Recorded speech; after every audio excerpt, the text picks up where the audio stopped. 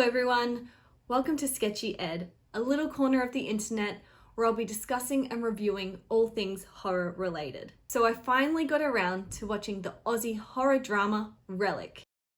And let me tell you, this one really struck a chord. Relic follows the story of 3 generations of women, grandmother Edna, daughter Kay, and granddaughter Sam. When Kay and Sam are notified of the disappearance of elderly widowed Edna, they travel to their remote family home to find a sinister presence haunting the house and starting to take control of Edna. Set in rural Victoria in Australia, Relic is a slow-burning psychological horror which is equal parts dark and sad. Its unsettling atmosphere and beautiful haunting visuals are captivating from start to finish. Set predominantly within the confines of the family home, the whole film had a gloomy and claustrophobic feel to it. As well as being dark in themes and subject matter, it's also dark literally in a cinematic sense, with lots of shadows and figures hiding in dark corners. This film does a good job at messing around with the viewer's head as you try and figure out what exactly is going on. Relic is the impressive directorial debut of Natalie Erica James. She also co-wrote this alongside Christian White, who, fun fact, is an Australian author whose debut novel, The Nowhere Child, I absolutely adored. And you can see it behind me, sitting on my bookshelf. You came here for a movie review and you left with a book recommendation. You're welcome. The inspiration of this film came from Natalie's real-life experience when she went and visited her grandmother a few years ago, who's a victim of Alzheimer's disease.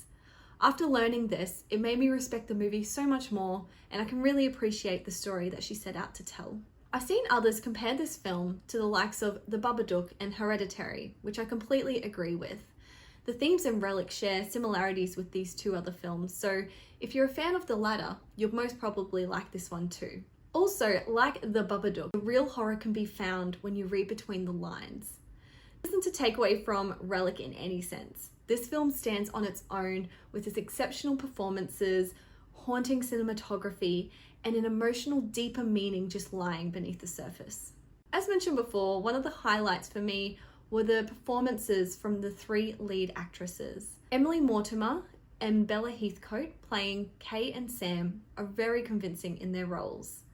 Their portrayal of these 2 characters who are watching a loved one deteriorate in front of their eyes was heartfelt and genuine. I also found that the relationships they both had with Edna and with each other were complex and realistic. And then there was Robin Nevin's portrayal of Edna. Wow, she was exceptional in this role. She made me feel a whole bunch of different ways. At times she was this cute little old lady, exuding warm Nana vibes, and the next moment she was just downright terrifying. And then there was this extremely vulnerable side of her, which was heartbreaking to watch. She gave me all the feels, and I loved watching every moment of her on screen. On the topic of all the feels, let's be clear, Relic is a sad movie. The pace of the story is slow, revealing bits and pieces, hinting towards what's to come. The tension eventually builds to the film's final act, which caught me completely off guard. I was just taken over with this deep sadness, and it actually left me in tears. I'm not someone who generally cries easily in movies, so this one really hit a nerve. If you've got a loved one who suffers from Alzheimer's disease or dementia, this will be a real kick in the guts. It's an honest and raw story told in an unexpected, unique way. With all that being said, this film will divide audiences. Not everyone will get it.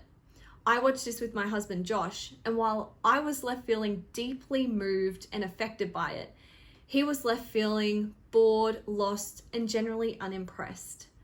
If you're not someone who appreciates the use of metaphor in film, you're probably going to feel the same way as Josh. Although I feel like this film works well on both levels, what we see presented on screen versus the metaphorical meaning, I definitely think this film is much stronger when you're aware of the underlying message, as opposed to taking it entirely on face value. As mentioned before, Relic is a slow burn, and at times it does feel like the pacing is perhaps a little too slow.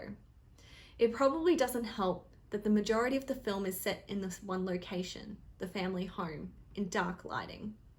The scenes start to bleed into one another, making them feel longer. I totally understand that there's going to be a lot of viewers who will have negative feelings towards this movie, but for me personally, I really liked it. I think that when a movie gets such a strong reaction out of you, you can't help but respect it. So now it's time for my final overview and score. Relic is a well-crafted, emotional, dark and devastating film, supported by convincing performances, haunting cinematography, and powerful themes which come together to tell a sad and frightening story which may hit close to home for some viewers. Although some viewers may miss the metaphorical message behind Relic, for me personally, I thought this was a brilliant film that left me emotionally shattered in the best way possible. I score this film 8 out of 10. What an impressive directorial debut by Natalie Erica James. I'm definitely going to be keeping an eye on her to see what she does next. And a big yay for Aussie horror, showing the world that we're not playing around. Unless, of course, you didn't enjoy this movie, in which case...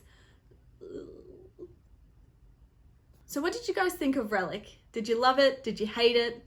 It seems to be that way with this movie. It's either love or hate. There's no in between. Did you agree with me? Did you disagree? Let's discuss it in the comments below. Anyway, I'll see you guys next time. Thanks for watching.